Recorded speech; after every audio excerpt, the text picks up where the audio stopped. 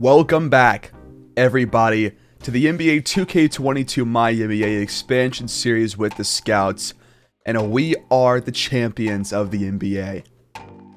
By far and away the best team that this past year had to offer, and we finally made a playoff run count. And it was a very good one. The Scouts went 16-3 in these playoffs en route to a sweep in the finals of the Rockets, and now it's time to get into the offseason, and there is change in the air in Kansas City, but not many big ones, I don't think, but we'll see what the episode holds. But the first change has to do with the court. Let me show you. So the first change for today is a change to our center court logo. A lot of teams in the real life NBA have different center court logos than their actual team logo, and I wanted to do something similar here. So I had found this logo for the Scouts a long time ago, around the first, I think, 10 episodes of the series, and I thought about making it our actual team logo, but ultimately chose or decided that the one we have right now is probably better for a team, but this one could be a really good logo for the court. So going forward, this is our new center court logo, but our main logo will stay the same. With that being said, it's time for us to officially advance to the off season, and let's just get right down to it. So first, player retirements. Zach LaVine has retired, as has Rudy Gobert, Campaign, Kyle Kuzma, Rashawn Holmes, Taurean Prince, Chris Dunn. A lot of guys that are mostly role players. Staff retirements. Greg Popovich has officially retired after 40 years in the league. Scott Brooks also says goodbye, as does Logan Hall, Devin Thomas, Henry Porter, and a bunch of other guys who are mostly just extra staff. The Jazz have retired Rudy Gobert's jersey. He played for them for 11 seasons and now says goodbye. So here is the draft lottery. We don't have a pick in this draft at all. So my plan is to just skip this, show what the picks are, like who has what pick, and then after that I'll just show the draft summary after the draft has taken place, because I'm not going to trade up or trade into the draft at all. I don't see a point, and that's how we'll handle this year. But the lottery, the Knicks get the first overall pick, the Nets have number 2, the Thunder have the 3rd, the Heat have the 4, the Bulls have the 5, Grizzlies have the 6, Spurs at 7, Sixers at 8, Wolves at 9, Pacers at 10, and yep, there you go. The Celtics have 21 and 22. And let's continue now. Okay, so staff signing. We brought back head coach Gregor Hardaway because he was on the last year of his deal. But we're going to bring him back because we made the finals 3 years in a row. We won it last year. And why not bring back a winning head coach? We are blocked from signing a new head scout and team doctor, and a CFO and physio both declined. So one signing so far. I'll come back when the rest have been made. So we have signed a new CFO, Wallace O'Connor. And we're going to sign a team doctor, Victor Roberts, and a head scout, Gordon Riley. We also signed physio Lauren Dawson to help with recovery due to injury. We also signed sports psych Phil Williams to, I guess, help with IQ and things like that. So we are here at the draft, and because we have no picks, I'm going to sim through it, and we're going to look at the draft summary at the end. So first overall, no surprise here, Zach Montgomery goes at pick number 1 to New York. An 83 overall, 18-year-old with 22 badges, a 6'6" point guard. This guy is going to be an absolute star.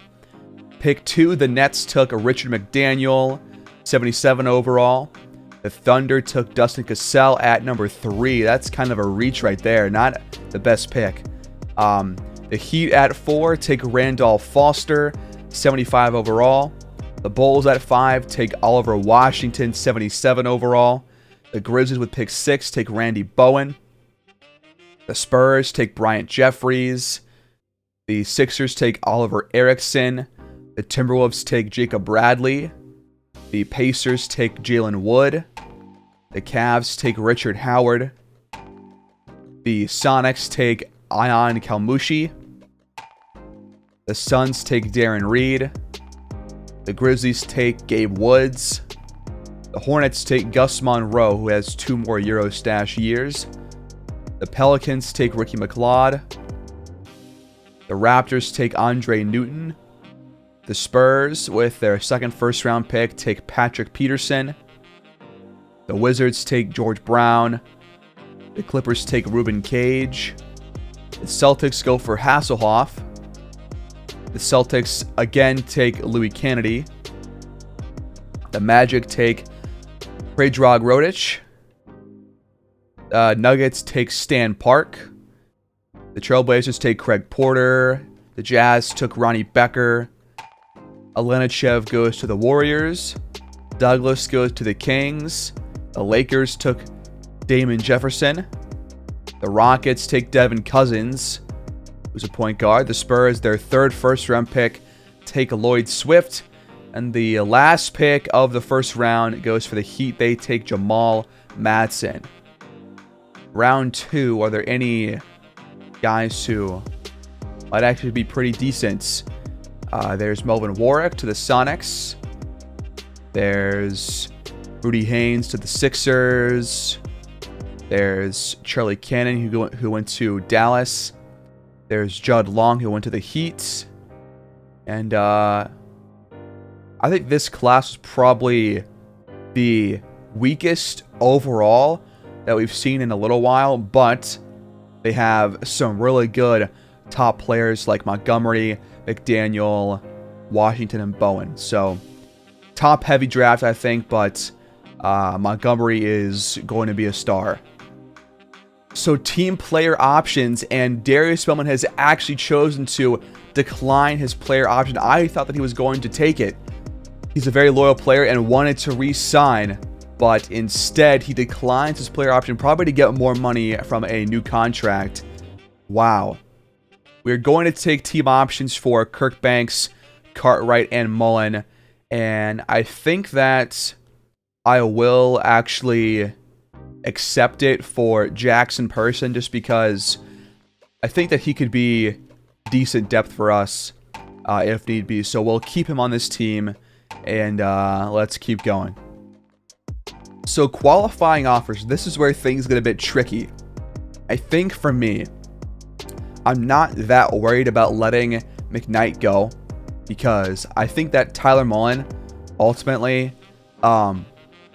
is better at this point, despite their overall being a little bit different. I like Mullen more, and I don't think that going forward we need 2 centers coming off the bench.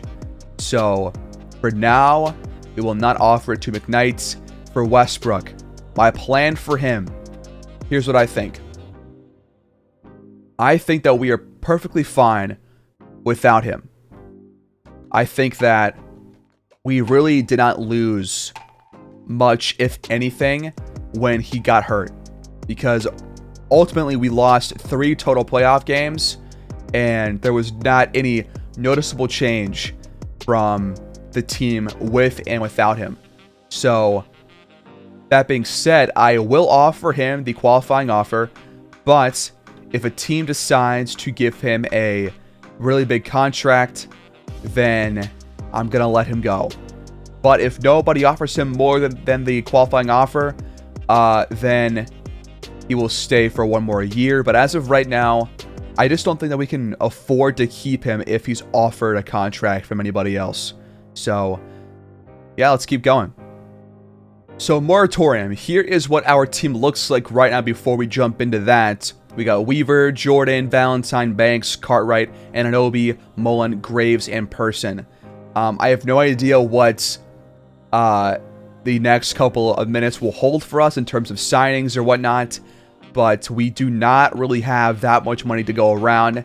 It's probably mostly going to be minimum deals. So we'll see what happens.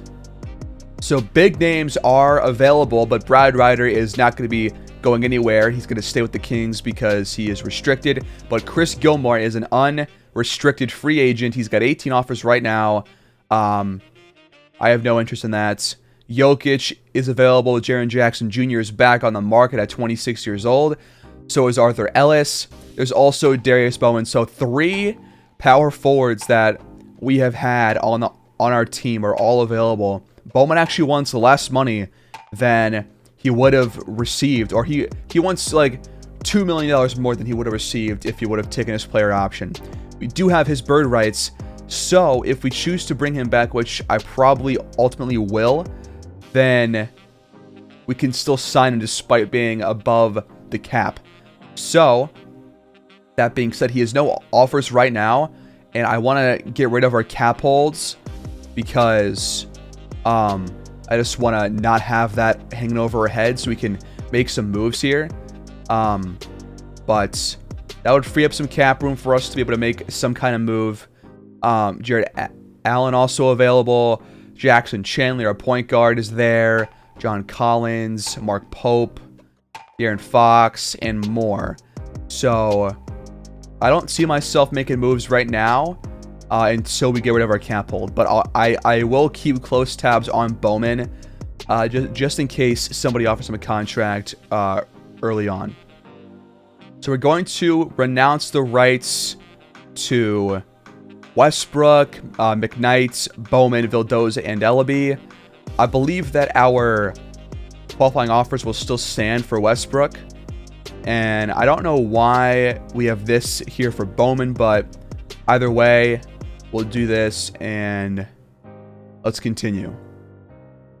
So on day 2, the Nets are going to be offering Westbrook a contract, and let's see what it's going to be. 3 years, $81 million. So just above $27 million per year. In my mind, I don't think he's worth that. His overall is high, but I just really haven't seen him playing consistent basketball at that level. And I'm sorry to say, but I'm not going to match that offer sheet. And Westbrook will move on and go play for Brooklyn. So we have reached the official open market, no more moratorium. And now I realize what I did wrong with renouncing the rights to Bowman. We no longer have his bird rights, so we can't actually go over our cap room, I don't think. Or maybe we can. Not really sure. I will offer him something, but it's probably not going to be above what other teams are offering.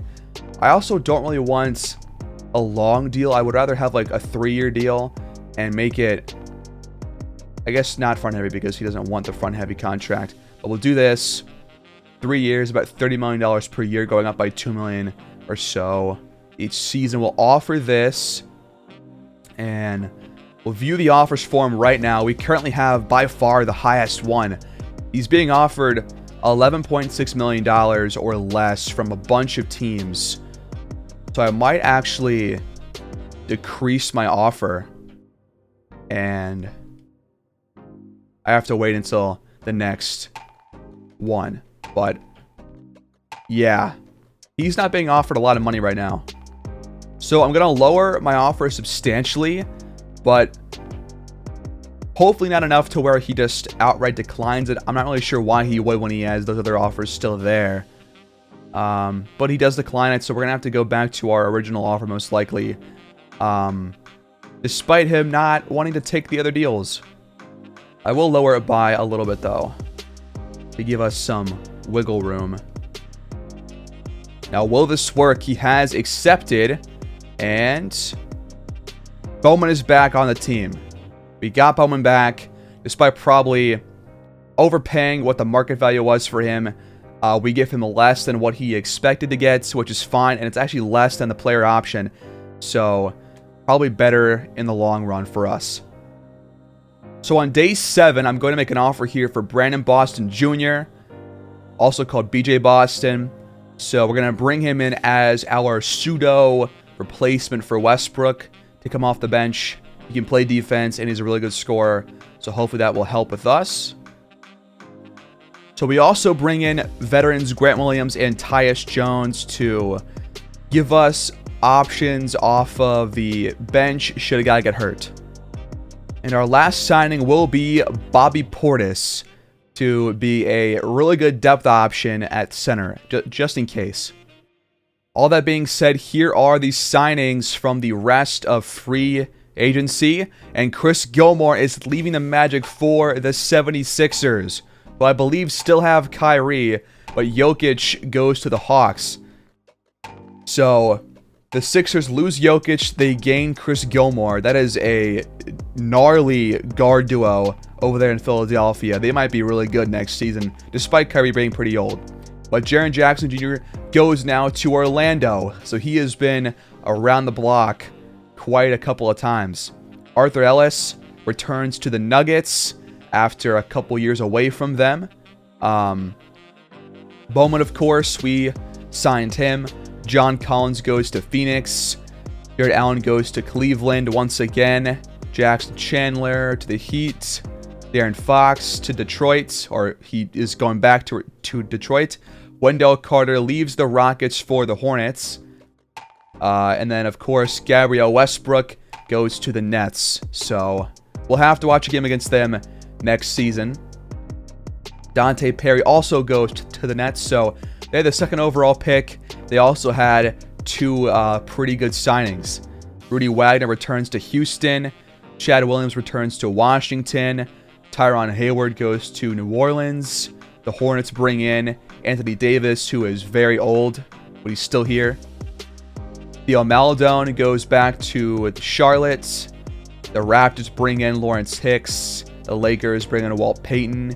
The Sixers bring in Francis Jefferson. And Cam Reddish goes to the Bucks. Here are a couple of other signings that happened across the league. But all that being said, I think we're going to move on now. So player progression, we are officially here. Jordan has gone up to 87 or 88 overall, not really sure which one. He's got better inside scoring, defense on the wings, better playmaking, physicality, IQ, both go to A+, but he needs to be 90 overall at the very least. So that's what we're going to do. We'll also check his badges because we have some more time in the episode thanks to the lack of the draft. But let's edit Jordan in a moment. But that being said, Weaver, still about the same overall. He loses some physicality, but still is very good besides that. Bowman has an increase in physicality. Kirk Banks goes up to 83, 84 overall. This guy might be the sixth man because he does have a high potential. I think that he might not reach it because he hasn't been a starter for any team that he's played on, but he's still very good. He got better scoring inside and mid-range shooting, better defense, better rebounding, and higher IQ. Roy Valentine gets a higher IQ, but otherwise stays the same.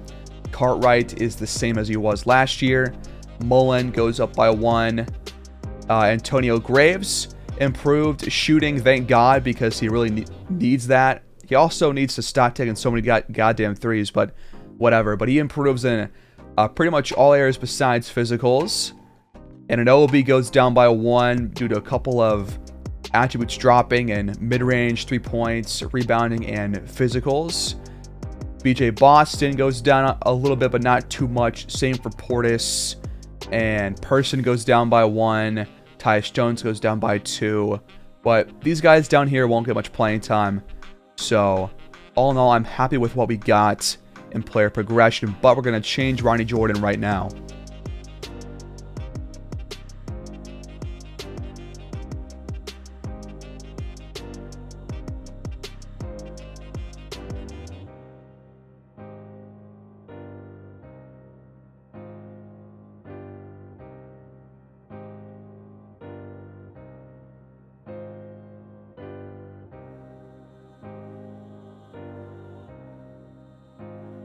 So I have officially made the upgrades to Jordan. He has now has better passing, better close range and 3-point shooting. He has better pass IQ and better passing stats in general, like pass vision and pass accuracy. And I upped his shot IQ a little bit. And now he's up to a 90 overall, and that's where he will stay unless he goes up. So there we go. All-Star Weekend heads back to Los Angeles, California, where it has been held plenty of times before. So here is the calendar for the new season, and we have a blockbuster matchup to start the year. We take on the Detroit Pistons at home, a nationally televised game against Hal Atkins and one of the better teams in the Eastern Conference. So that is a really fun matchup to start us off next episode. So all things said and done, here is what the roster looks like for the new season. Ronnie Jordan, 90 overall at shooting guard. Weaver, point guard, still 87 overall. Darius Bowman, 86 overall, same as he was last year. Kirk Banks up to 84. He's going to be pretty good for us, I think. Brody Valentine, 82 overall. Devin Cartwright, 82 overall. Mullen at 78. Anunoby at 78. Graves in Boston at 77. Portis at 76. Williams at 74. Person at 73. And Jones at 73. So we have a really deep team, as we have in years past. And I can't wait to get started. So I forget how many badges Jordan had last year, but I'm pretty sure he definitely got like a lot of badges between this year and last year. So he's got 5 finishing badges, one of which is a Hall of Fame badge, unstrippable. For shooting, he has 13 badges, with catch and shoot, mismatch expert being gold. He's got all these ones as well. For playmaking, he's got 10 badges, and one of them is glue hands, which is Hall of Fame. And he also has triple threat juke, which is why he's so good at blowing by his own defenders. He's got 9 defensive/rebounding badges. He's got tireless defender. So he's now got 37. Weaver has 38, I believe. And there is your team roster overview. So here is the coach game plan for this year. Weaver, of course, your starting point guard. Jordan is going to be playing 38 minutes per game at shooting guard. And Anunoby will start once again at small forward because he's a 3-and-D kind of guy, which I think that he was a big contributor to our defense last year, and that's why we played so well in general. Bowman, we will lower his minutes because I want to give a lot of minutes to Kirk Banks off the bench. Roy Valentine, obviously your starting center, but Kirk Banks and Cartwright will both get a lot of minutes off the bench because they are really big key guys for the upcoming campaign. We'll also have Mullen getting around 17 minutes per game. We'll give Graves 14, and we'll give BJ Boston 11 off the bench. So to start the year, that is what we're going to be starting with in terms of our lineups. But for this right here, Jordan will be a mainstay as the first scoring option. Weaver will be the second scoring option, followed by Bowman. And we're going to be playing through Ronnie Jordan from here on out because he is our star player. He's the highest overall, and that is what this does. It plays through the highest overall on your team, and that is Jordan. So that is the game plan moving forward. The rest of our stuff will stay the same. I also want to make sure that we are going with a 7 seconds offensive system because that seems to work for our players. So coaching system, this does seem to be what we are going to rock with. It's got 4 stars. Nothing else is really comparable to that. So we're going to go with the same coaching system that we use, but we're going to focus play through our best player, which is now Ronnie Jordan. And that's where we are going to leave things, folks. So next episode, we start the season against the Pistons at home on national TV. Our first game since winning the Larry O'Brien Trophy in the 2030 finals. And it's time to run this back and defend our title. Thanks, guys, so much for watching. Please like, subscribe, comment your thoughts about what we did down below. And until the home opener and the season opener, take care.